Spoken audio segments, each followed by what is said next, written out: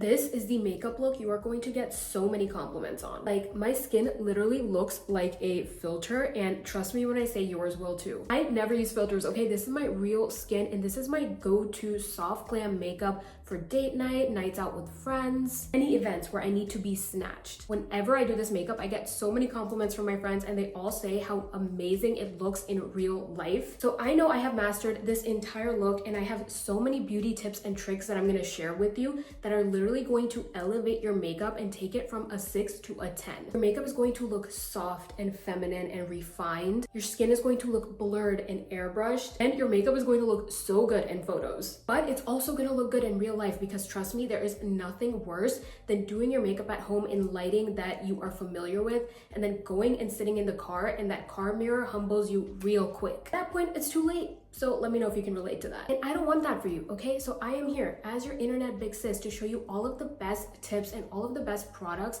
that will have your makeup looking so freaking good all day, and it's actually gonna last. Not only is your makeup gonna look good, but your skin is going to look good. I say skin because skin is a huge part of doing your makeup. It's literally the base that you're putting your makeup on top of. So if you're not taking care of your skin, I promise you your makeup is never going to look good. But I'm not gonna waste too much time, so let's get into what you came here for. Okay, my loves, so the first step you always need to start with that you cannot neglect is prepping your skin. And I'm sure you've heard about this a lot by now, but it is so important. Before I prepped my skin, my makeup would always look cakey. For example, if you have dry skin and you're putting makeup on top of patches that are already dry, of course it's going to cling on to those dry patches and end up looking patchy and cakey, and that is not what we want. Or if you have oily skin, you want to be able to use products that control oil throughout the day so that your makeup looks better. For me personally, I have dry skin, so I like to focus on hydrating ingredients on my skin in the morning because I want my face to look fresh and dewy and plump and glassy all day. I do not wash my face in the mornings, and this is because I have dry skin, like I said earlier, and washing your face too much throughout the day can really harm your skin barrier. So I double cleanse in the evenings to make sure all of the makeup and sweat and dirt and gunk is off of my face. In the mornings, I just splash my face with cold water, and ever since I started doing this, my skin completely changed. I'll talk more about this in another video because I do want to do an updated skincare routine video where I show you guys my morning and evening skincare. But for now, let's go through my skin prep routine. So the first thing I like to use is the Rhode glazing milk. I did not want to like this, okay? I'm so wary of celebrity brands, but this is just so good. Oh my gosh, it is glass skin in a bottle. It just makes such a beautiful base for my makeup. Do you see how that instantly brought life back into my skin? Haley, you did the damn thing. Then I like to go on top with the Tatcha Dewy Skin Cream. This is like probably my #1 favorite moisturizer in the world. Well, actually, it's tied to my Kiehl's Ultra Facial Cream, which I also use. If the Rhode Peptide Glazing Milk was glass skin in a bottle, this is glass skin on steroids. I mean, like, come on, it's so good. This is how my skin looks up close. There is a bit of redness, a couple baby breakouts. The step you can never skip, you already know what's coming, is SPF. I like to do about 2 fingers worth. The one I'm using is the Innisfree Daily Defense Sunscreen. Love this one so much because it's like $16 at Sephora, which is honestly unheard of. And just look at the way it melted so perfectly into my skin. It's not leaving a cast. If you use this by itself without any moisturizer or anything, it's not too glowy. So I feel like it's great for all skin types. Now that skin prep is done, we can finally move into our complexion products. I have so many goodies here. I also highly recommend trying to let your skin prep kind of absorb and soak into the skin before you go in with primer or foundation. 5 to 10 minutes should be fine. Before we go in with foundation, I always like to do primer. And literally the only primer I have used for the past 2-3 years, I think, is the e.l.f. Power Grip Primer. This stuff is so good and so freaking affordable. I like to place the primer kind of where I know my makeup tends to fade away. So usually right here around the nose area, and I kind of press it into the skin. Also around the mouth, because if you're talking a lot, if you're eating or drinking, if you tend to pick at your face, this is where your makeup is going to disappear first. I truly think e.l.f. has become a queen of drugstore brands. They have stepped it up like crazy. For my foundation, I am using one of my new favorites that has gone crazy viral, but it is for good reason because yes, it is that good and it is worth it. Haus loves. Okay, why do I have two shades? Because I could never shade match correctly. So I have two different shades that I kind of mix to create the perfect shade. And the two shades I'm using are light medium neutral and medium neutral. My face is basically two shades lighter than the rest of my body. So I like to do one pump of each, mix them together. I use the back of my hand as like a little palette. Use my fingers to apply it to the skin. And now, do you see that shade match? It is perfect. You're gonna apply it first with your fingers, because if you directly apply foundation to your face by pumping it on, you could be using way too much, and that's just a recipe for cakiness. Now, if you don't want to listen to anything else I say in this video, take this one tip and implement it in your makeup routine and watch how your makeup goes from a 6 to a 10 instantly. Start using makeup brushes. Why? Because that is how you get the most filtered, flawless, airbrushed effect. If you use sponges, they tend to absorb up a bunch of the product that you're blending. What you're left with is a patchy finish. What you want is an even finish, and a brush is going to change your life. This is actually the Haus Labs foundation brush. It is so, so good. But if you want something more affordable, e.l.f. also has an incredible foundation brush that I absolutely love. And when you blend out your foundation, you are going to stipple. Never drag. Dragging can create harsh lines that you may not see. I got you. I'm not gonna let you leave the house looking crazy. My brows are already done. I'm gonna link another video where I show you guys how I do my brows. It's very easy. Can we take a moment?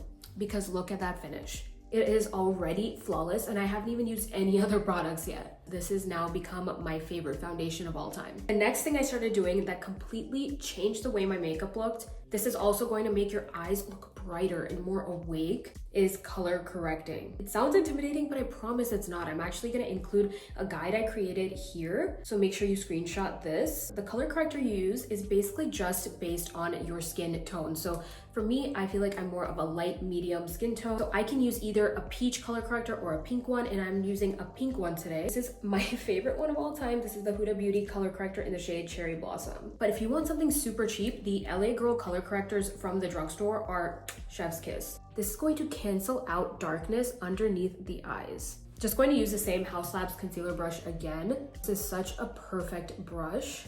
Do you see how that melted in 0.5 seconds?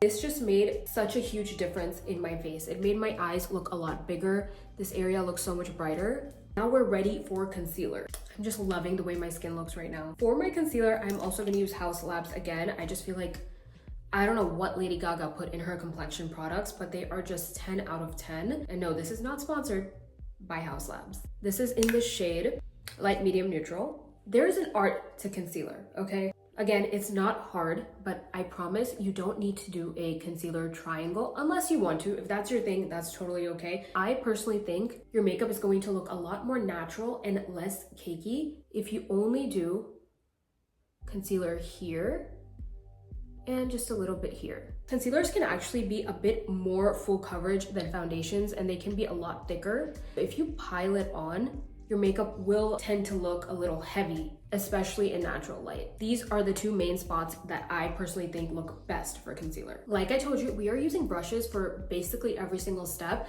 because that is how you get the most flawless filtered effect. Again, using the same Haus Labs brush because we don't really need to change brushes here. And I'm gonna focus the blending where I applied the concealer.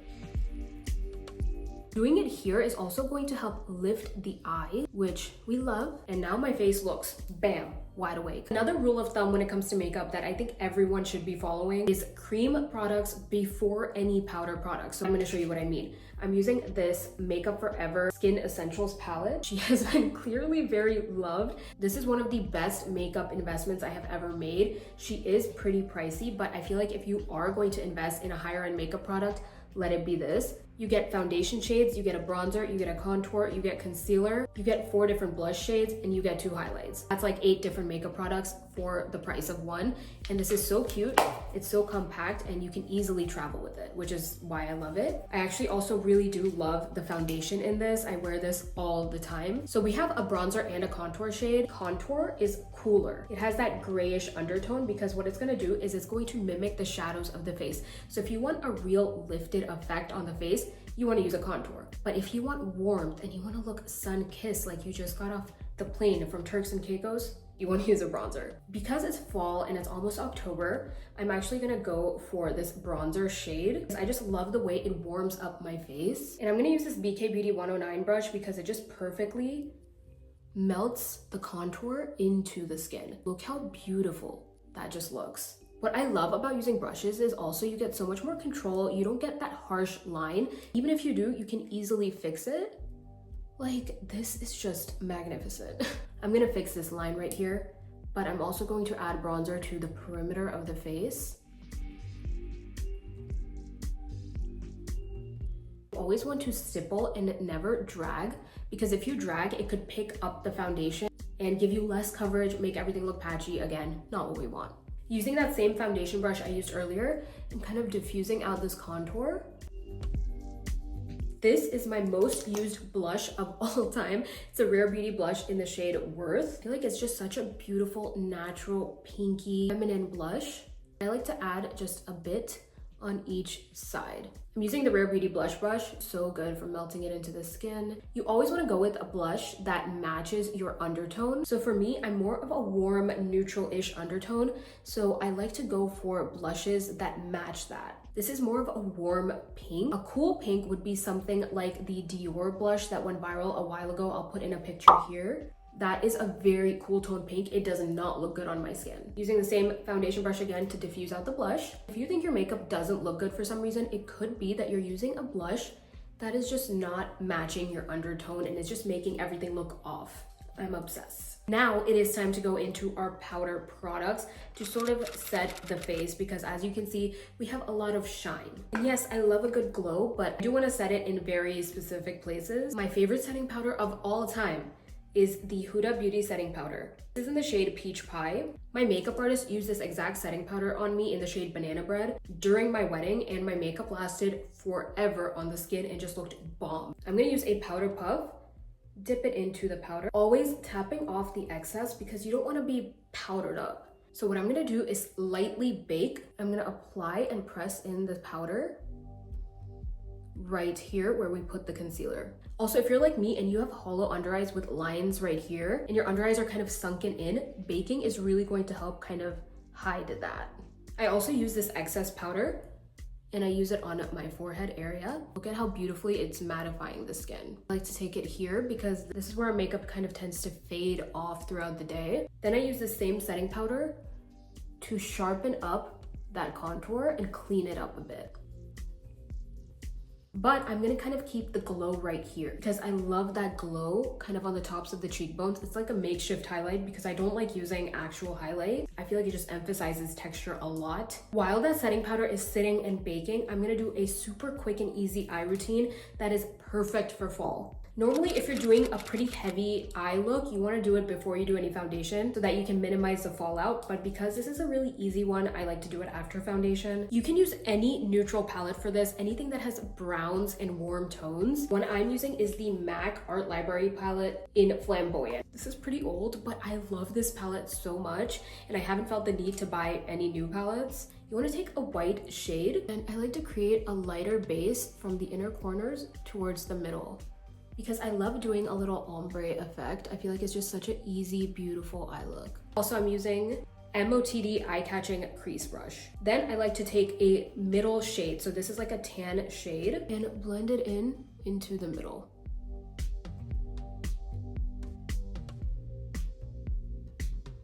I'm gonna take that same shade and kind of take it outside into the crease. And we're gonna create like a little depth right here. Then we're gonna take the darkest shade of brown. We're gonna kind of press it into the outer corner right here for that dimension. Then what I like to do is take a liner brush like this one. This is the Sigma Winged Liner EO6 brush. And then I take the darkest brown shade again. This is the hack to making your eyeliner look good. Don't use a liner, use a dark brown shadow. And then I like to create a baby wing. It's so much easier to work with shadow. If you mess up, it's not the end of the world. If you have brown eyes, this is going to make your eyes pop like crazy. Now, I actually hate putting lashes on, but these ones are super easy. These are the ones from Velour. And you can skip this step if you don't want to put on lashes. It comes with this glue right here that you just apply directly to your lash line. And then grabbing the lash with this little tweezer thing that they sent. Ooh. Lashes are looking good. Now you want to curl them so they kind of blend in with your natural lashes. Do not poke your eyes out.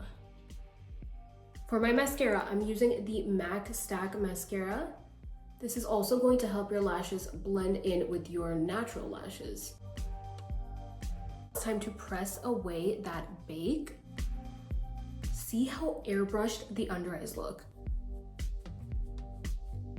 Contour is so much sharper. This is what's gonna give your makeup that oomph. Because our blush and bronzer is usually the first thing to kind of fade out during the day, we do have to set it with a powder blush and powder bronzer. So I'm using the NARS blush in the shade Amour. I actually do not know what this brush is. It's completely faded. I've been using it for so many years, and you're just gonna go on top. It's really going to emphasize your blush. Pro tip, if you want your pictures to look good, you need a bit more blush because flash photography can really wash your face out. So if you don't have enough color, your face is just gonna look pale. For my powder bronzer, NYX Buttermelt Bronzer, the shade Buttercup. Tap, tap, tap. And just kind of diffuse everything together. You want your blush and your bronzer to look seamless. The finishing touch for my eyes, I'm gonna go back to this MAC palette. Little flat blending brush like this. This is the BK Beauty 204 brush. Taking this brown shade and mixing it with this tan shade. And I'm just gonna go right below the lash line to kind of create a smoky effect. This is gonna make everything look so sultry and so warm and bronzy and perfect for fall. I want to match this bronzy fall vibe with the lips. So I'm going to do my favorite go-to brown nude fall lip. This is literally my favorite thing ever. Lining the lips with this MAC lip liner in the shade Cork. Best brown lip liner. Bringing it towards the center.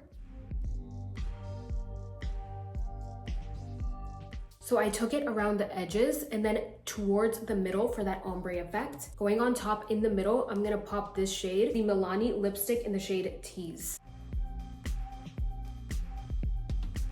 No look is complete without gloss, and this is one of my favorite ones. This is a MAC lip gloss in Please Me, right here in the middle. Setting the skin is a non-negotiable because this is going to melt all of those layers together to create one beautiful masterpiece. What I'm using today is the Charlotte Tilbury Airbrush Flawless Setting Spray. That was hard to say.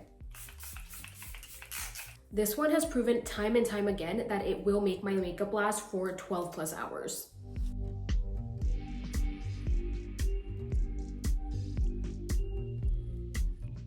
And that is it. This is the finished look. I feel like this came out so freaking perfect. It's glowy, it's bronzy, it's perfect for fall. And because we did all of those steps, it's not gonna look cakey. It's just looking fresh and luminous. I have gotten to the point where I can do this entire look in less than 15 minutes because it just becomes second nature the more you do it. So if you're a beginner and you need a soft glam look or you just want to do your makeup with me, then you know exactly which video to come back to. I absolutely love sharing my favorite beauty and makeup and skincare and tips on how to smell good. So if you don't want to miss out, make sure you hit that subscribe button because there are so many more goodies coming your way. And if this video helped you in any way, I would really appreciate if you hit that like button. Let me know what you think about this look. And as always, I'll see you in the next one.